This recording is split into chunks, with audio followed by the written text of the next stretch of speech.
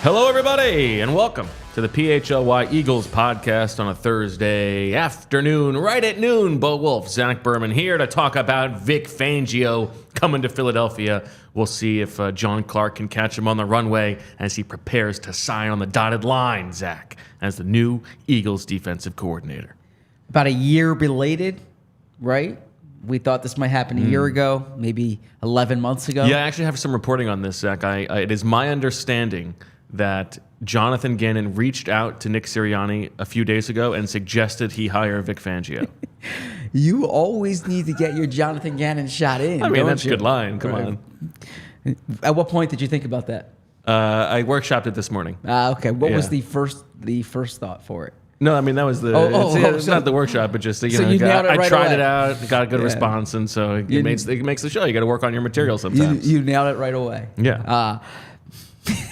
So Vic Fangio is someone who's been the apple of Eagles' eye for, obviously they liked his defense. Let's get into it. Let's make this a Zach Berman special. Let's get right to the conversation, the Eagles conversation from the beginning. We're going to talk about what this means for the Eagles' personnel decisions. We're going to talk about how excited this makes you about the defense, all this good stuff. I'm glad we're getting right into it, and I guess I'm getting us out of it because there's one YouTube commenter who was so fixated on this one episode when you were asking me about my barber, and it was like 2 minutes in like 103 episodes or something that we've done, but he's like, all they're talking about is Zach's barber. Zach, I am giving you the chance to keep us on the track, and you are the one right now who's getting us off track. Yes. I will happily talk about your barber for the next 15 minutes. No. I want to talk about There's a lot of people reaching out to me about the conversation about the time machine yesterday. No, let's talk about Vic Fangio. We can talk all about that. We can talk about your movie references. But if you want to talk Fangio, now is the chance. Perfect. Let's talk Vic Fangio. Vic Fangio, who has been a defensive coordinator in the NFL longer than many of his players have been alive, right? His first... Wow, dire. He first became a defensive coordinator in 1995 with the Carolina Panthers. He broke into professional football, actually, in Philadelphia with the USFL, Philadelphia Stars. Jim Mora was the head coach. Paul Domowitch was covering them for the Philadelphia Daily News. Got to wonder how often they were running 12 personnel. We should ask Domo that one. Yeah. He's going to have those stats. But... with Vic Fangio, looking at his resume, I have absolutely no recollection of him being the defensive coordinator for the Colts and Texans in the early 2000s. I have no recollection. I have recollection of the Texans time, not the Colts time. The Colts time was with Jim Mora, actually. Playoffs. I recall him well when he was Stanford's defensive coordinator. Of course you do. And then when he goes to the 49ers and then the Bears, and this is all kind of caught on. And then when he became a head coach, it was like finally Vic Fangio gets this chance. In Philadelphia during the past year, actually past 3 years, frankly, we've heard quite a bit about the Fangio scheme. Jonathan Gannon's, the aforementioned Jonathan Gannon, his defense was a branch from the Vic Fangio scheme. The acolytes. Sean Desai was a direct descendant of the scheme. Not like twice removed, but directly worked for him, of course. And now, of course, the Eagles get the creator of it, and we will get into what that scheme himself. is. But what I feel strongly about is that you're not hiring Vic Fangio for his scheme. You are hiring him that's part of the scheme, right? But the scheme has to continue to evolve. You're hiring it because this is a tenured defensive coordinator, experienced, smart defensive mind, has shown that time and time again, has proven in this league, has proven that he can evolve, that he can adapt. We'll see how that continues with the personnel here. But that you went from a first-time defensive coordinator. Well, actually, Sean Desai wasn't first time. Second time defensive coordinator, but someone who had only done that job for 1 year to now someone who's done it for 3-4 decades. So it's quite different. We've talked about that bucket. He fits the bucket. He's a former head coach, right? He's not going to be a head coach again, I assume.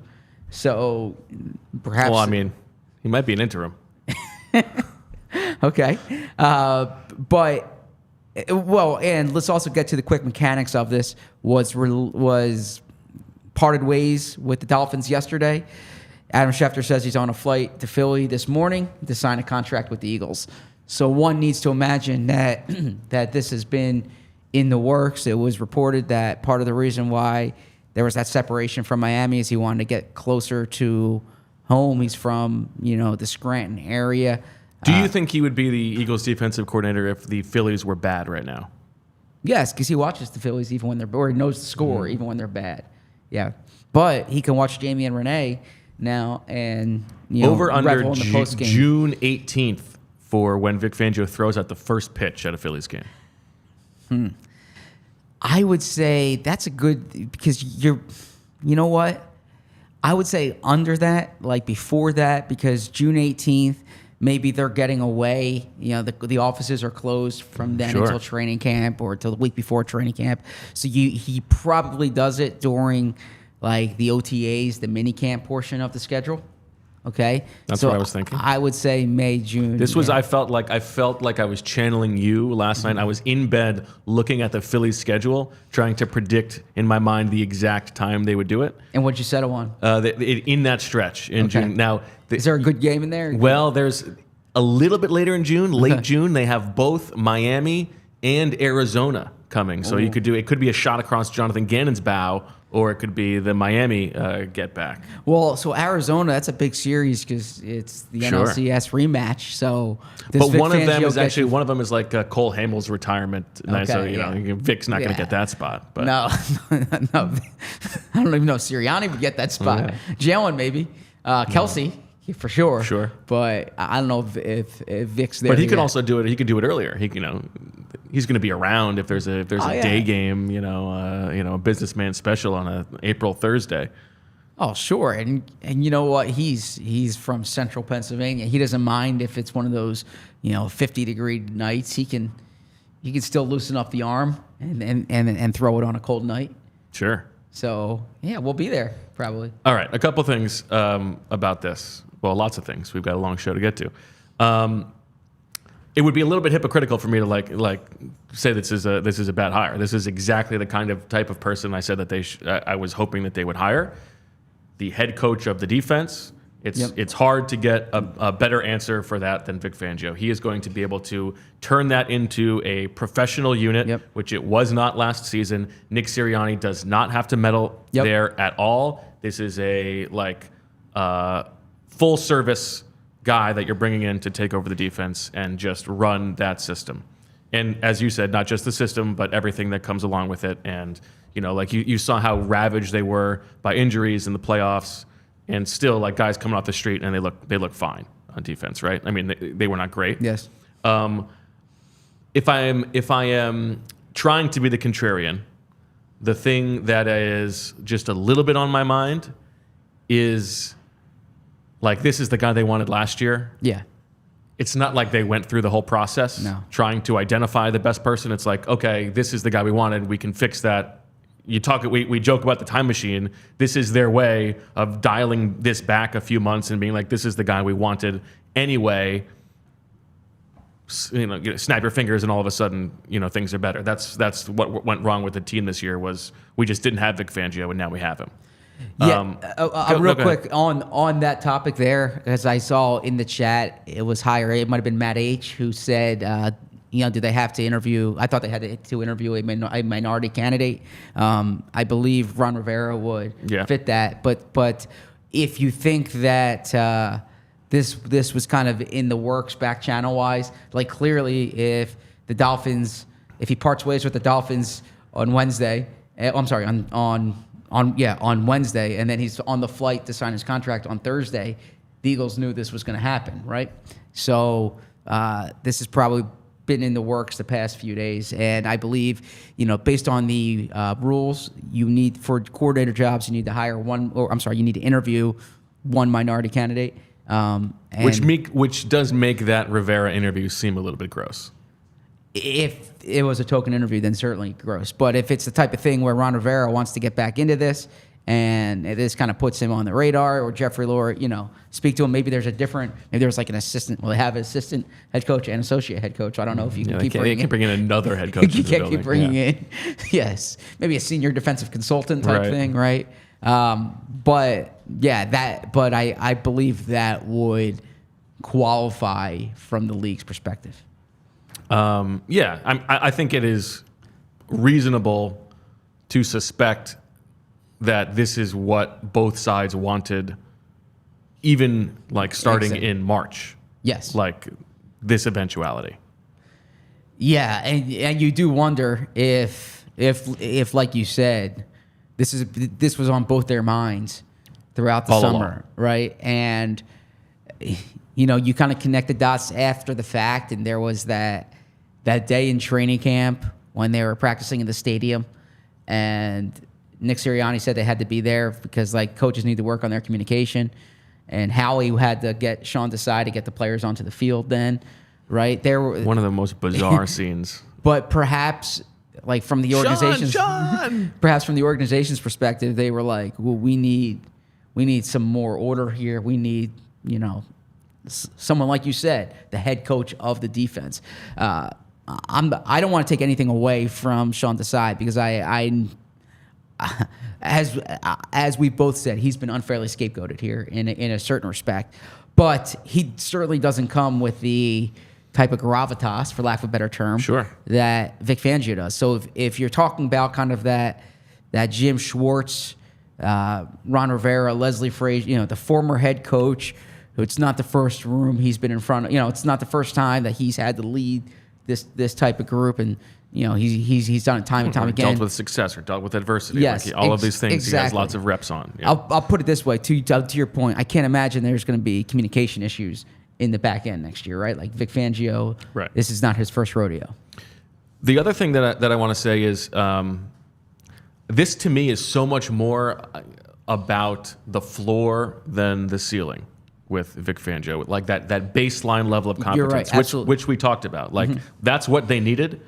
I don't think that this defense has the personnel to become a top 5 defense next year. I think they know that. And I also don't think that Vic Fangio's history would tell us that he is it's not quite like mid-career or late career Wade Phillips, where he could just come in and turn that defense into a top 5 unit. That is not Vic Fangio's good reference track record. But you look, he coached in the mid-90s. We don't even have the advanced stats on those times, but you go. Let's just talk about the post Stanford Vic Fangio era, going back to when he came to the Niners. So that's 12 years that he was either a defensive coordinator or a head coach going back. In those 12 years, 3 years, he had a top quartile defense in both success rate and EPA per drive, right? 11 and 12 with the Niners, and then 18 that great year with the Chicago Bears. That was the only one time that was the best defense in the league. 8 of those 12 years, just in the middle, just 19th in the league, or 14th in the league, or 10th in the league, or 20th in the league. That's fine. And only 1 year where they were bad, and that was his first year in Chicago, in which they were 26th in success rate, 24th in EPA per drive. And by the way, that worst year of his, still better than what the Eagles got last year. And so to me, this is about we want upside on offense. Yes. We want to chase trying to be one of the 3 best offenses in the league and let that carry our team. We just want get us through the game on defense. Let's just be okay. That's a good way of putting it. I think the high floor is exactly what you're shooting for here. And yeah, you're shooting for consistency. You're shooting for, I don't want to say professionalism, because that would indicate there was a lack of professionalism before, but just a buttoned up operation, right? And that's probably what you're getting with someone with this type of experience. Now, we'll get into it I imagine later in the show, but personnel has a lot to do with it. But when you look at philosophically what Nick Serianni believes in in terms of preventing big plays. That's a big function of what Vic Fangio does. If you're among the fans who want more blitzing, that hasn't been a staple of the Fangio scheme. But again, what you're getting is like someone who's been there, done that. And I haven't gone back and watched the 1999 Colts, but I imagine the 1999 Colts defense looks differently. I watched them a lot that year, Peyton Manning's rookie year or second year. But I imagine that defense looks different now. Yeah, of course, he's evolved. Yeah. Exactly. So the idea that like this is going to look like those Niners defenses when he was there under Harbaugh, or even those Bears defenses. This is a football lifer. This guy's seen it all, right? I went back and read that John Greenberg story on The Athletic last night when he was talking to Fangio about the Phillies, but also and this is when he was consulting for the Eagles in 2022. And it's funny, like the thing about, Greenberg asked him about you're not really still grinding the film, are you? Like, this is your year off. He's like, oh no, I'm watching almost just as much. That's your whole job as a defensive mind, is to be aware of the trends that are happening in the league and try to think through how to counteract those things. And so, I think your boy Malcolm Gladwell, the 10,000 hours here, he's got plenty of hours banked. I'd be happy to be associated with Malcolm Gladwell, so thank you. Quick Bo Wulf trivia question here. On the flight to Little St. James was where I was going, but go ahead. A quick Bo Wulf piece of trivia question. Okay. You asked a question in a press conference one time where the answer was yes, Vic Fangio. Do you recall what that was? Wow. A Bo Wulf trivia question. This is good. No, I don't. Was I asking directly about that 2022 season? And do you have a? What this was it was Mike. It was a Mike Rowe press conference. Wow. Okay. And no recollection of this. Doug Peterson had spoken to Matt Nagy about an opponent they were playing that week. And you said to Mike Rowe, Doug's talked to Nagy. Is there anyone you've reached out to on the Bears staff about such and such team? And he said, yeah, Vic. Spoke to Vic. And he said, what did he tell you? And he said, you guys better play at your best. Who were they playing? Let me see when this was here. So this was December 27, 2018. Okay. I have this is here. Funny because they're going to be playing the Bears in the playoffs. No, it's probably going into week. Right, but they're on this communication and then they end up ending their season. True. Yeah. Doug Peterson said he may or may not have reached out to Matt Nagy in Chicago. Have you talked to any of your old colleagues or players? Coach Fangio. Yeah. Huh. And then you said, what did you say? Well, wait, what was the date? Oh, no. I'm sorry. So this is what it was. The Bears were playing the Vikings that week because the Eagles had to get into the playoffs. Do you remember that? They were helping the Bears. The Bears were Vikings. Helping, yeah. The Eagles were helping the Bears. That's what it was. Okay. So Doug had spoken to Matt Nagy about Interesting. it. And then Groh spoke to Fangio about it. So that was the answer. There you go. So when I did but then they go in and beat the Bears the next week. Exactly. Wow. So Groh said to Fangio, need your best this week.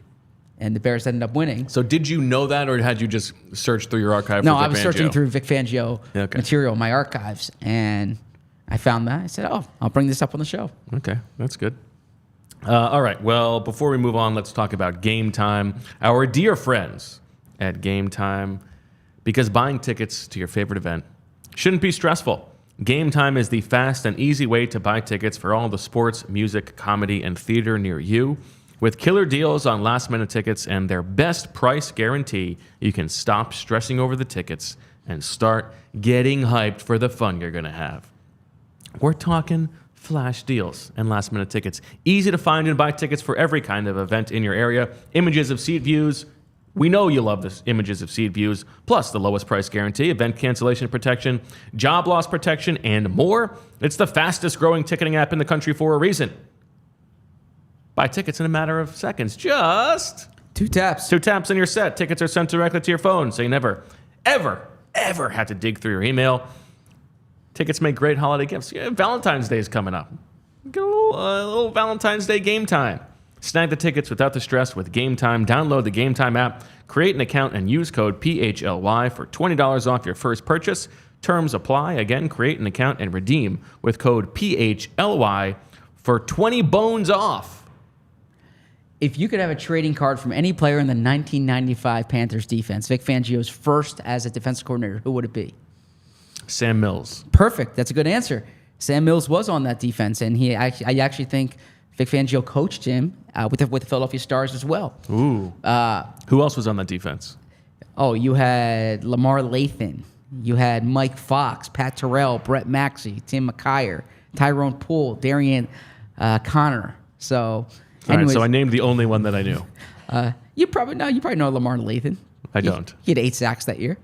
I bring this up as a way of saying that if you want to find that Sam Mills card, well, the good place to find it would probably be at Wheelhouse, because Wheelhouse is the go-to sports card gift and apparel shop in the Delaware Valley. Their motto is cards and community, because love of sports unites us all. They carry all of your favorite card brands like Topps Chrome Baseball and Mosaic Football, as well as t-shirts, hats, and hoodies from brands like Mitchell & Ness, 47 Brand, Junk Food, Starter, and Shy Vintage Sports. If you're looking to grade your sports card collection, Wheelhouse offers PSA grading submissions. They also host tons of different family-friendly events and birthday parties every month. Stop into either of their stores, Wayne or Westchester. Open 7 days a week at 11 a.m. Use code PHLY. Get $10 off any purchase of $25 or more in store. Also, be sure to give them a follow on Instagram at Wheelhouse Cards.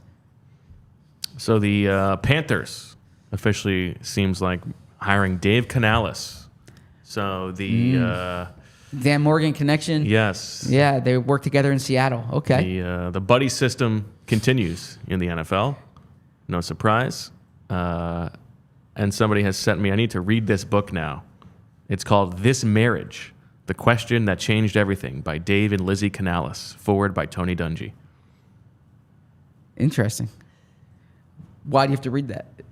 It seems fascinating to me. Okay. Yeah, that does surprise me. Have you come to a point in your marriage where it is time to make a decision? Will you settle for the status quo indefinitely? Do you feel like giving up and getting out? Are you ready to go deeper at any cost? If these questions strike a chord with you, you've picked up the right book. You will find yourself here as Dave and Lizzie Canales recount their journey with poignant and often painful honesty. Whether you're fighting to save your relationship, walking in redemption, or anything in between, This Marriage is an invitation into the high-risk adventure of an authentic and thriving marriage. I hope you can sell my book like that. So Dave Canales, yeah, I do find that interesting, because I thought there were some good candidates out there. I'm not saying Canales isn't. I mean, the Bucs offense seemed to maximize their talent this year. Baker Mayfield looked better this year than he had in the past.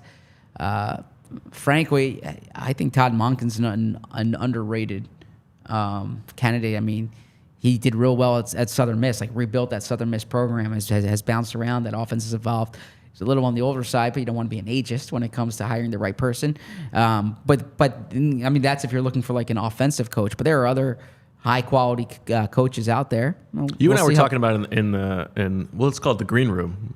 Even though I wouldn't, I don't necessarily wouldn't say that it is exactly like that. It's not traditional. I am surprised. Like listen, being a good coordinator doesn't necessarily mean you're going to be a good head coach. Look at Vic Fangio and how it went in Denver. I'm surprised that like Mike McDonald may be left out of the the musical chairs game here. Like that seems to me like I haven't gotten him in an interview, but like that track record, that defense. I mean, sign me up. I agree, and it does seem like, to a certain extent, defensive coordinators aren't getting. I mean, this isn't the first year that's happened. The defensive coaches who've been hired are, former players who are linebackers, not necessarily coordinators. Sure. Although Gerard Mayo, Bill Belichick's very ambiguous with titles. Was he the inside linebackers coach / head coach in waiting? I'm not quite sure, but Antonio Pierce was promoted from. So what's left? Seattle, Tennessee, Atlanta. No, Tennessee's not. Seattle, Atlanta, Washington. But everybody sort of assumes Washington is Ben Johnson, right? Sure. So just Seattle and Atlanta? Yeah. And Belichick and Vrabel are both still out there. Mm-hmm. Seems like they may both get left out. Mm-hmm. If you think Seattle might be, is it still going to be Dan Quinn? I know he's Dan Quinn and Chip Kelly, huh? Dan Quinn and Chip Kelly. And then Atlanta would have their pick of coaches at that point. Huh. Interesting. What do you think of the Harbaugh hire? Who's got it better than them, Zach? Nobody. Wow, you were waiting for that. Feels like your whole life was leading up to somebody asking you that question. Great hire. He's won literally everywhere he's been. The University of San Diego, Stanford, San Francisco 49ers, Michigan. He'll win with the Los Angeles Chargers. Culture setter. Teams play tough. Yeah, good hire. Okay. We'll see. I don't know. Is he going to hire Greg Roman to make Justin Herbert run around? I think he should hire David Shaw. That bring the band back together. Oh, that way they can get Justin Herbert to hand the ball off. But they wouldn't be able to get Vic Fangio unless Vic Fangio did what he didn't do to the Eagles and kind of pulled out the last minute. There you go. Good LA. Yeah, ill-fated penetration. Yeah. All right, Zach. By the way, you mentioned green room. Just a funny self-deprecating thing. Okay. When I was the first time I did television was in Washington.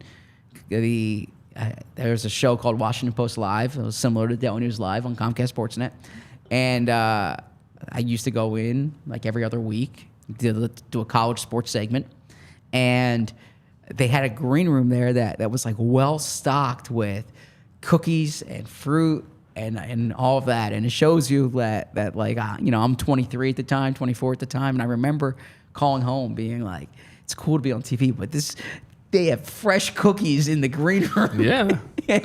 Joey is laughing. I was like, I laugh now at how excited I was at the idea of like, I would go there. I would make sure that I was hungry before the show.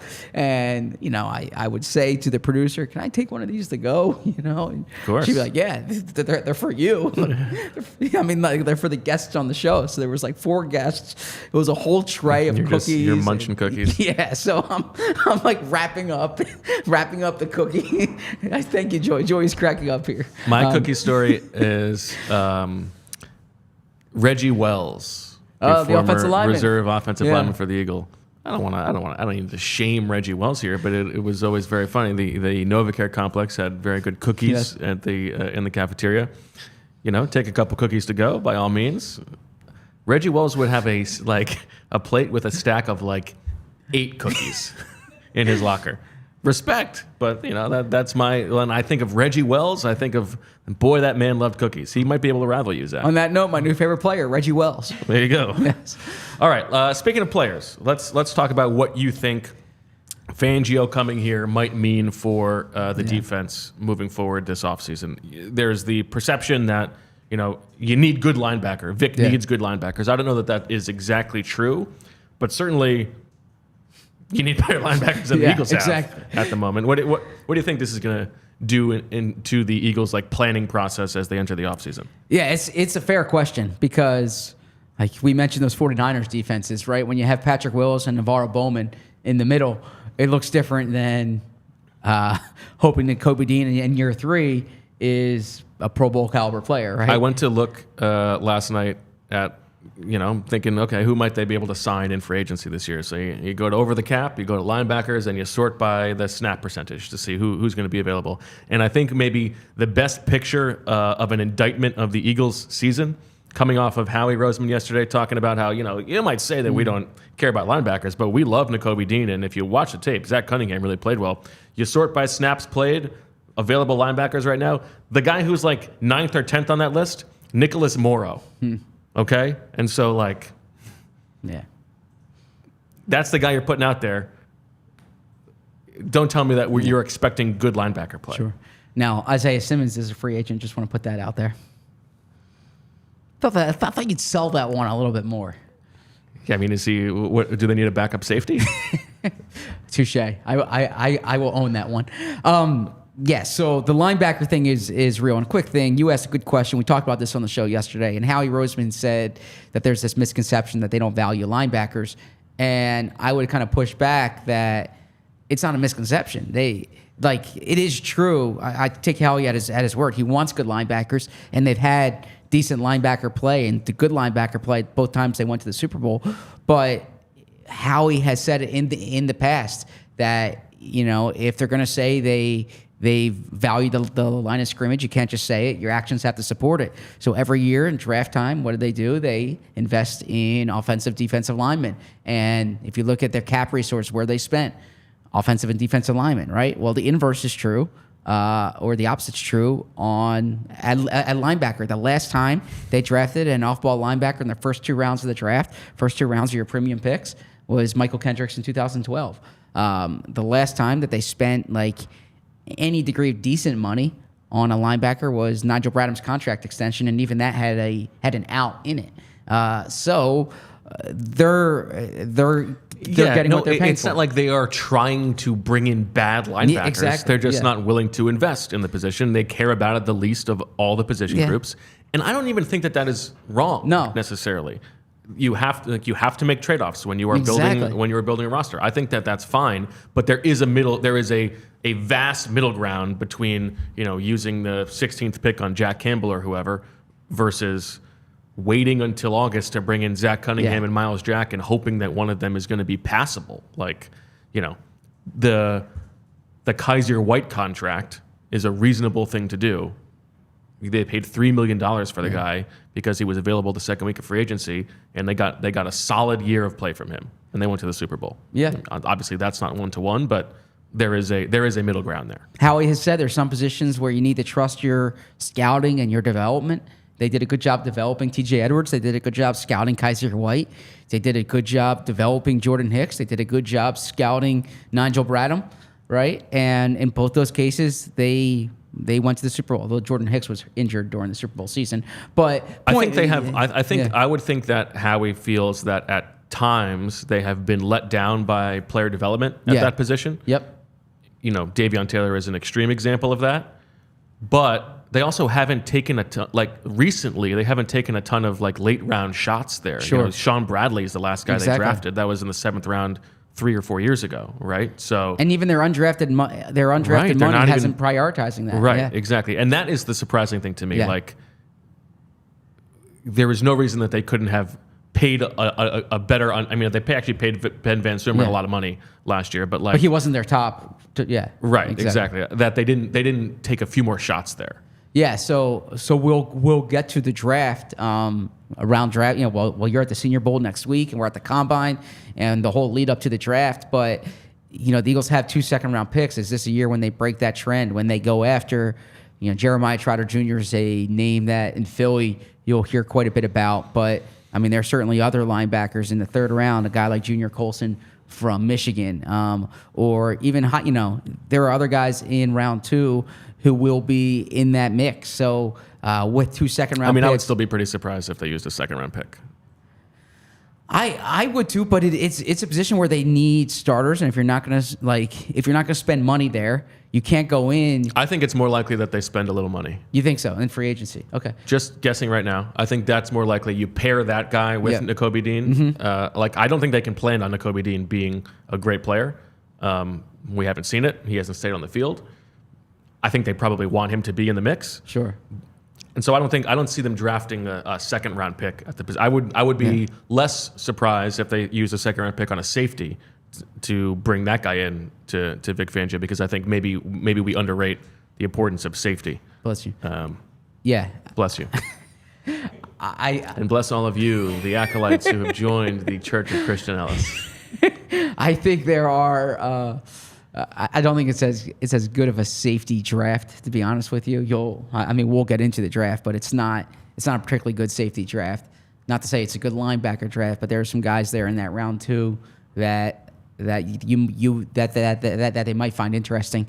I actually think that you can spend money on a safety and draft a linebacker, but we'll see. If you watch the games this past weekend, by the way, you saw the effect that linebackers could have in the games. The way the Ravens use their linebackers, right?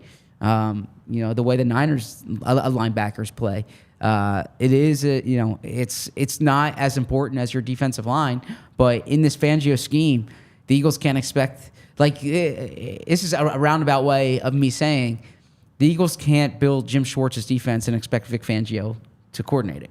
And they're kind of assembling the roster sometimes like it's Jim Schwartz's defense.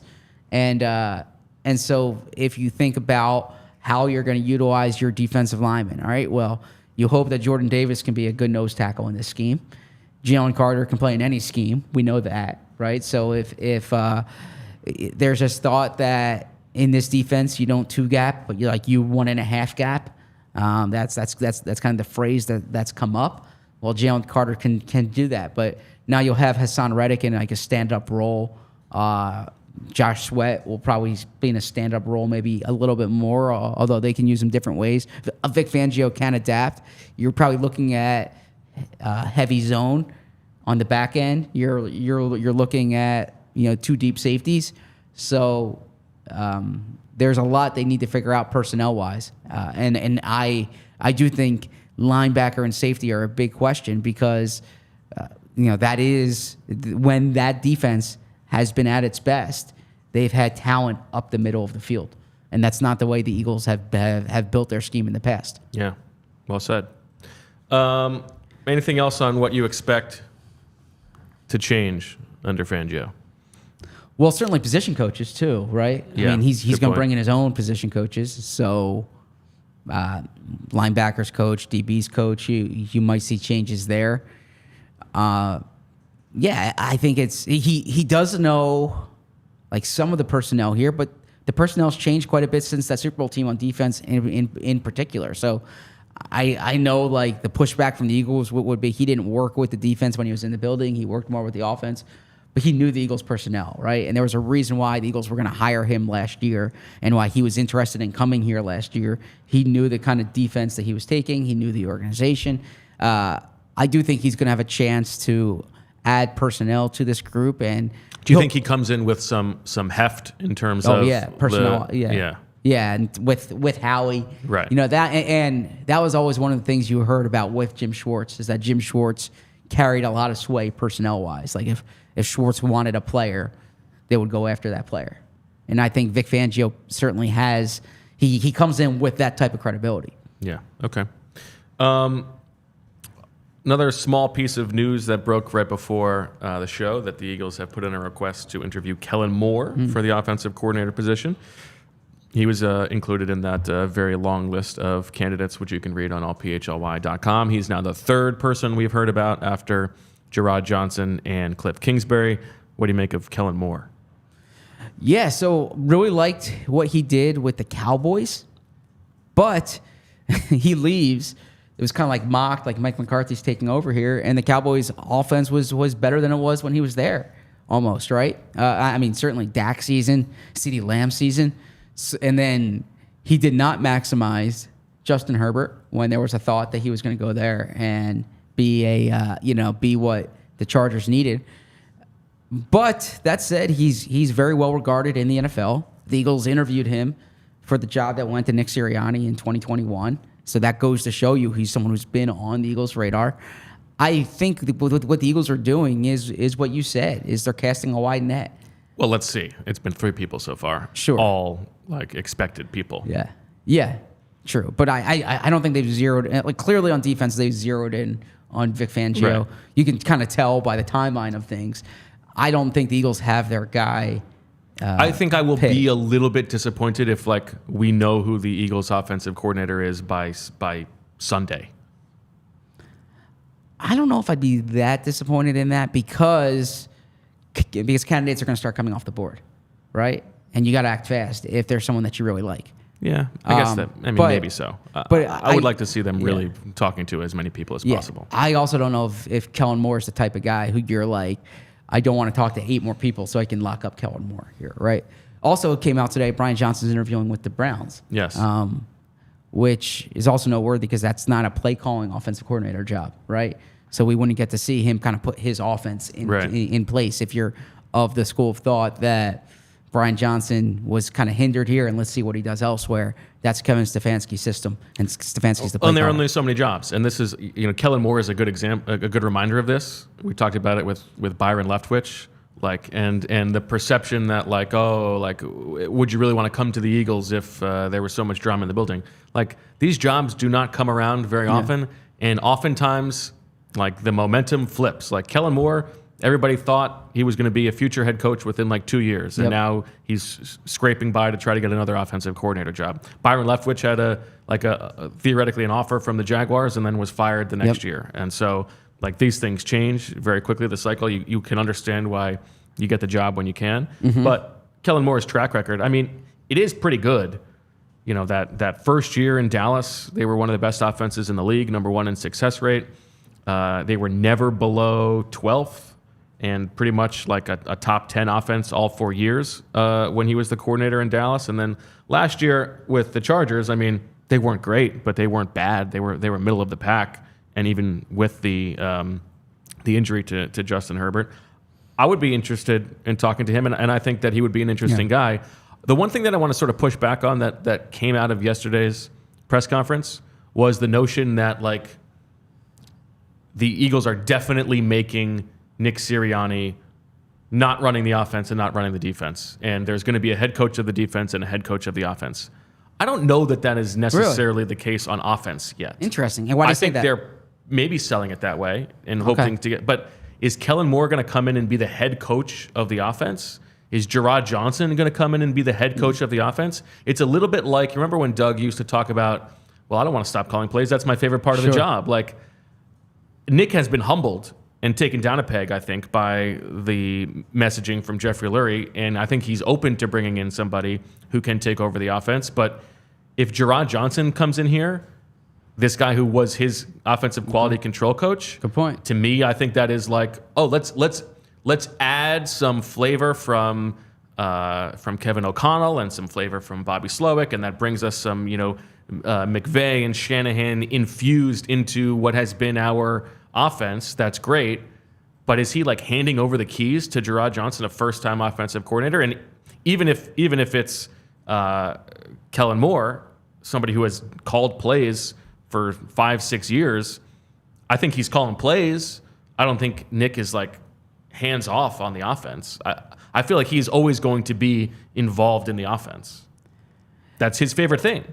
You're right, and he has discussed that. I mean, I see what you mean in terms of how you're packaging this job. If you're packaging this job, like come in and like work under me and like learn from you're not gonna get the best candidate. So you do want to create the impression that a candidate's coming in and bringing his system and it's calling the plays and it's calling the shots. Now, the person they hire matters. If it's from the background, if it's Gerard Johnson, if it's Jim Bob Cooter, then this is Sirianni's offense still, and they kind of packaged it a certain way because that's how it had to be packaged. Not to say Gerard Johnson would not have a voice, but it's different than someone who's coming in and doesn't have that background with Nick. It would strike me as odd if you fired Brian Johnson and then it's exactly what we're talking about. It's just a different face running, doing the same thing. And I got to think there was some type of understanding or some type of edict to make a change here. Oh, I agree with that. I just think that it depends on who they hire. But I don't think that Nick is going to be willing to be fully hands off there. And ultimately, there's no way. Yeah, he's the head coach, right? Like, if you're, and he's a head coach who, all head coaches have survival instincts, right? In that business, more than anything else, not more than anything else, but in professional football, there's a lot of survival instincts that go into play. So if you're kind of coaching for your job, then the sign of like offensive struggles or things aren't going great, you can kind of put your voice in a little more, or kind of tip the scale a little bit more. I mean, to your point, ultimately Nick Sirianni's the head coach, and as long as he's in the building, it's not like he's going to forget everything he thinks about offense, right? And it's not like he's going to stop caring about certain concepts and certain philosophies. And the other thing too is the offensive coordinator reports to Nick. It doesn't report to Howie. It doesn't report to Jeffrey. The offensive coordinator reports to Nick. As far as we know. As far as we know, yeah. Do you? I would be a little bit worried if it is a former head coach. If you're if it is a Kingsbury, aside from the lack of scheme that he has, which solves no problems that the Eagles had this season. Just in terms of a personality dynamic of having like 3 head coach types in the same building, that feels like a recipe for disaster to me. How so? I'll build on that thought. Well, just like who's in charge? Everybody's going to want to think that they are in charge. Well, the head coach is in charge, right?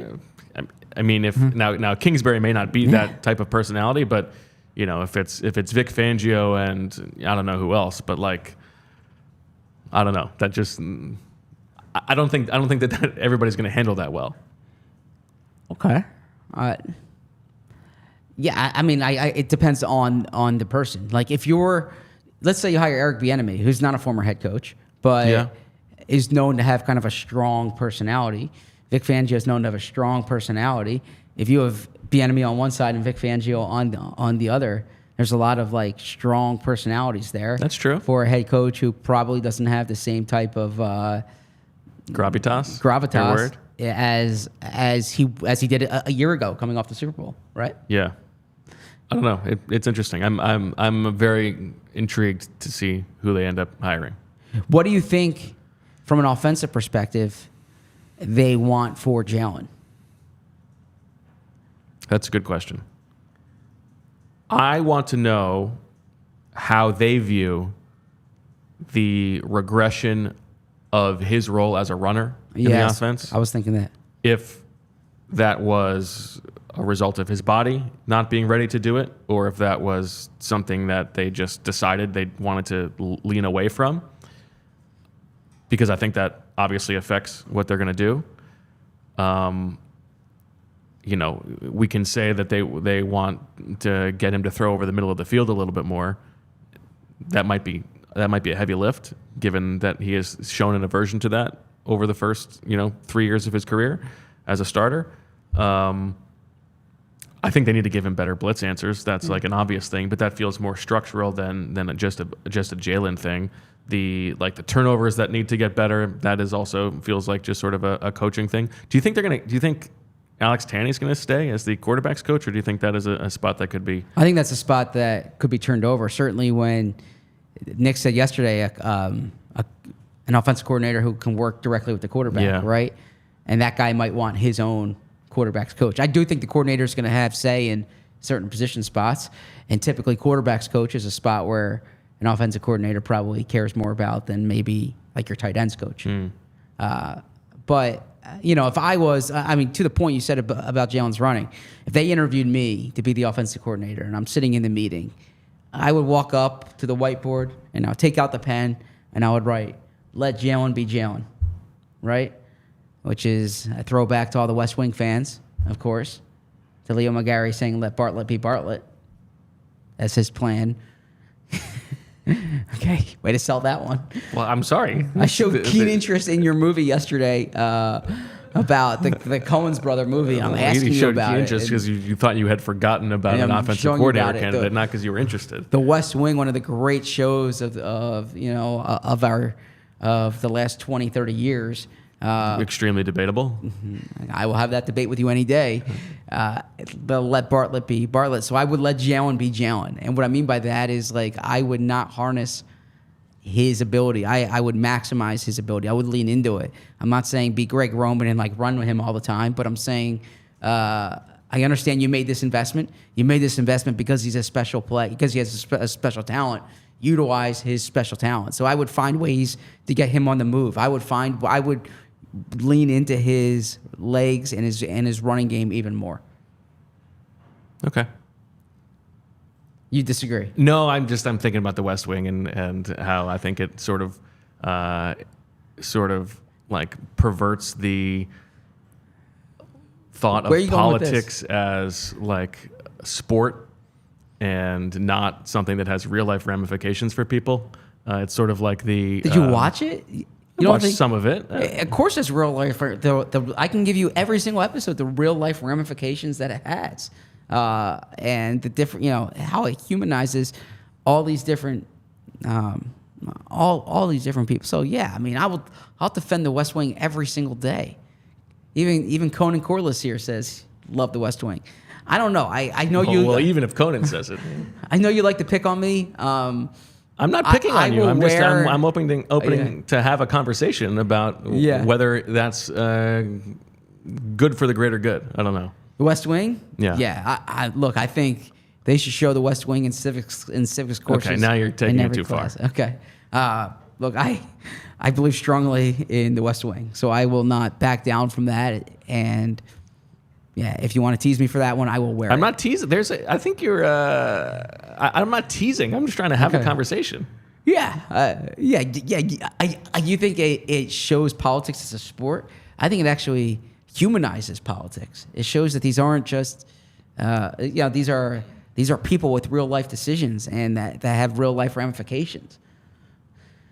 Yeah, I mean, my greater thing is about the way that politics are covered in general as sport and as horse race, which is very gross to me. And like, oh, these are, this is like a profile of some like political ghoul who is causing irreparable damage to like millions of people, but like, oh, like he's got a dog that he likes. Give me a break. I mean, isn't sports covered like? Yeah, and sports are not politics. That's the problem.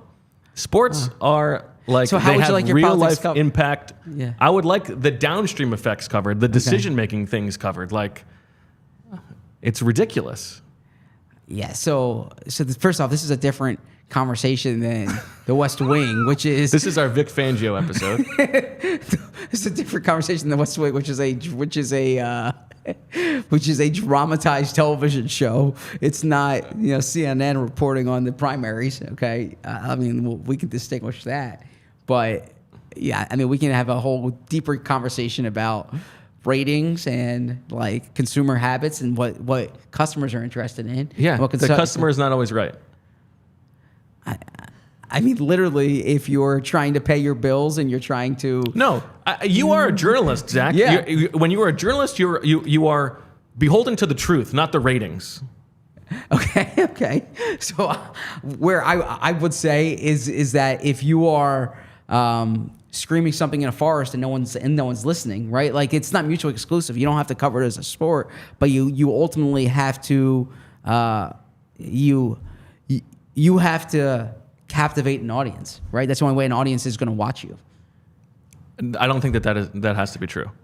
Okay. And like the both sidesism, preposterous. We don't have to have a whole journalism ethics thing going on here. But I was saying is let Jalen Hurts run the ball. Disagree. I was saying let Jalen Hurts run the ball. I believe if they were hiring me as offensive coordinator, I would unlock Jalen Hurts' legs. That's what I was saying. Okay. That's good. That's good because I was reading Harry Potter with Casey last night, and they had the leg lock curse, okay. And so they gotta turn that one around. That's a piece of fiction. On Harry Jalen Potter? Hurts, yeah. Okay. That's good. All right. Anything else you want to talk about? Anything you want. Yeah, I'm here. You want to talk about the time machine again? I mean, clearly, I would obviously. Well, choose we something never with my really family. got into like what are the rules of the time machine. Yeah. Here? Like, is this like, are you just going into your own body for a day and experiencing that? Are you going there as your current self and you have to like avoid, some butterfly effect stuff? We didn't really get into the mechanics, so it's okay. No, I mean, obviously, if I could, I didn't want to bare my soul about my family on the show. No, we're all family here. But I asked Emily when I got home. I was like, was Google's IPO like a crazy answer? And she's like, no, it's like a completely fine answer. And you made it seem like there was like a preposterous supposition there to want to invest in Google's IPO. That would seem to be a very intelligent thing to do. I don't know. You don't always need more. Okay, I mean, Julia, what would you do? What would you do if you had a time machine? Yeah, I would first lean, I would go back in time to spend time with family that I no longer have. Yeah. Yes. I wasn't thinking about the financial. That's smart too. So. It's not even the Google IPO thing was funny. To me, the funniest thing was that when what would you do with that money? You said, well, I would try to get more money. yeah. I mean, you just want me to spend it all, right? No, but your whole thing was not like to use it for any good or for anything for yourself. You just wanted to get compound interest. Well, no, that's going to come. What do you think the compound interest is for, right? Well, that's what I'm asking. Is what is it for? Yeah. Andy Super Reese chat from says Vince, who says Zach cannot be more right about the West Wing. Thank you. Yeah, you act like this is like a. I'm not super anti-West Wing. It's not for me, but Your first impulse was to say like West Wing's. No, it was not my first impulse. That was my second impulse after you said it was the best show of the past 30 years. I didn't say it was the best. Whatever. I said it was one of the great shows of the last 30 years. I believe that. And then, I mean, yeah. Of course. You got to tell the truth. I like good writing. Yeah. Okay. Outside of family things, what would you do with that DeLorean that Howie Roseman had? Well, it depends. What are the rules? The rules are okay. Let's. Do I like go into my body from that point in time, or do I like go experience You're Michael something J. as Fox me? in Back to the Future. Okay, so that's different. That's not like inhabiting your own body. That's just going somewhere. Yeah, you're not punching Biff here, but is that the reference? But see, if that's the thing, you can't be the one to make the bet. You've got you would have to pull aside somebody in your family and tell them to make the bet. Or to put the money in Google. Wasn't that what he did with the Sports Almanac? And that's what Biff did, right? No, that's what Michael J. Fox did. He got the Sports Almanac, didn't he? But isn't Biff the one who ends up making all the bets and makes the money? Oh yeah. Well, I'm thinking of the first one where Biff was like hitting on his mom and he beat up Biff. Yeah, and then Michael J. Fox gets a little horny for his mom. Very weird. Actually, she's horny for him. Okay. I mean, that's true. That's what happens in the movie. That's okay. That's an interesting interpretation of it, but okay. Yeah. She's like trying to make out with him. That's not an interpretation. That's what happens. This is the John Mulaney skit, by the way. You and John Mulaney think very similarly.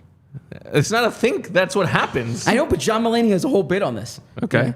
Yeah. So all right. So you go into that DeLorean. Am I pronouncing it correctly? No. DeLorean. Yeah, DeLorean. DeLorean. Okay. You go into the DeLorean. Okay. And you can do anything. What would you do with it? I don't know. I should have given this more thought. I was too he busy. was only thinking about how he could rip on me with it. I was too busy. I was too busy looking at Nicholas Morrow on Over the Cap. What would I do? So I don't get to spend time with family. Then that's the no. I don't get to inhabit my body as a younger person and get to run around. Something all day. you could change about your life. Well, that's different. That's a different question. Okay. What would you change about your life? Like you're going back and you're changing something. You know what I would want to do is I would want to go back and sort of feel what it was like again when the Eagles were 10-1 after that Bills win. Yes. You must not know Jalen like I know Jalen. A better Bills post-game show. I don't know. I'm happy with my life. I don't there's not anything huge changes that I regret. You see, I think this is a crazier thing. You have a time machine and you're not using it. Well, I'm going to use it, but there's not a thing that comes to mind. If I can't just go kill Hitler, like. Yeah, I mean, I'm just saying you have this time machine. You're like, no, I'm good. I'm happy. Things are great. No, I didn't say that, but there's not an obvious one to me. So that's what I'm saying. You're not even taking an unobvious one. I answered your question within 30 seconds. I said I would do Google's IPO. Yeah, the things that come to mind are spending time with people. Okay. That's all. Okay. I don't know. I'm trying to think. Yeah, I don't know. Okay. All right. There's different things. Like, would you give yourself a different piece of advice or something like that? But like, would you give yourself actually advice? changing something? What if I changed something and then I didn't have sure? That's the butterfly effect. The same life that I have now. I don't want that. Okay. So you would keep things exactly as they are. Okay. What if it changed who my children were?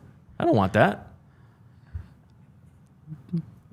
You're really taking that a step. Okay, I see that. Well, that's what I would be worried about. Any little thing that changes. If I don't want to not have Casey and Jane. Well, okay, all right. So then, I'll take the keys then to the DeLorean. Okay, and you're gonna throw Reed and Sloan off. No, I don't think I mean, my hope is that if I'm investing in Google's IPO, I'm still meeting Emily and I'm still having Reed and Sloan. So, yeah, it's the best of all worlds. But that's the risk you take. I would say that is almost definitely not going to happen. Think about how you met Emily. Think about the specific thing, like the specific sperm that had to go in to create your son. Like, it would be a different person. Wow. And who's to say you definitely would not have met Emily if you were a billionaire working wherever. You're just going to come across Emily. I would have still been covering the Eagles for the Inquirer. No, you wouldn't. Absolutely, I would have. Yeah. No, you would not. If you were a multi-billionaire by that point. Yeah. I mean, I'm pursuing a passion here. My passion wouldn't have been different. You were out of your mind. Okay. There's no way your life would have turned out the same way. I mean, I still would have hoped that I mean, I would have met Emily. You can hope that, but it wouldn't happen. Okay. Yeah, I view it kind of a little bit differently. Okay. Honestly, if I had a time machine, I would go forward in time. I would want to know. Look at that. Yeah. Okay. Now that I think about it. Okay. And you know what? I probably would have given a different answer yesterday if I had that time machine to avoid this conversation. That's what I would have done. I would have said, let's go back 13 seconds, and I would say, I don't know. Can we move on to Jalen Hurts' running ability? That's probably what I would have done. All right. Well, this has been an enlightening conversation for all of us. Thank you to everybody for listening and watching our in-depth breakdown of Vic Fangio's scheme. We will be back tomorrow. We've got Daniz coming in. We'll get his thoughts on the time machine, what he would do as we talk about everything. He would have fired Gannon. Yeah, that's probably right. That's good. That's a good line. Thanks, everybody. Thanks for joining us, spending some time with us. We will talk to you tomorrow at noon. For Julia and Zach, I'm Bo. We thank you for listening. We'll talk to you tomorrow. And as always, we love you. We all silly like the mayor.